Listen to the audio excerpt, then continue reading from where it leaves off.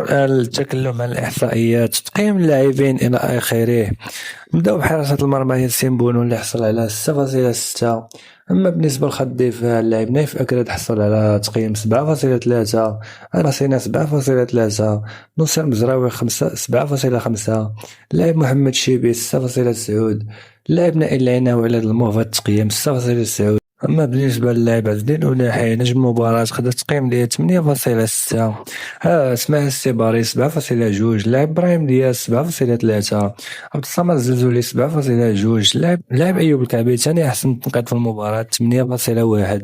أما بالنسبة للبدلاء أشرف حكيمي 6.7، إليس أخوميس 7.1، بن صغير 6.3، شمس الدين الطالبي 6.5، يوسف النصيري 7. بالنسبة لمسألة الاستحواذ في المنتخب الوطني المغربي في المباراة كاملة دار نسبة الاستحواذ 57%، أما المنتخب الزامبي 43%. تير الإخوان توطا ديال التير 19 تيرة. أما بالنسبة للكورنير دار 5 ديال الكورنيرات. لي باس كانوا 467 تمريرة للمنتخب الوطني المغربي.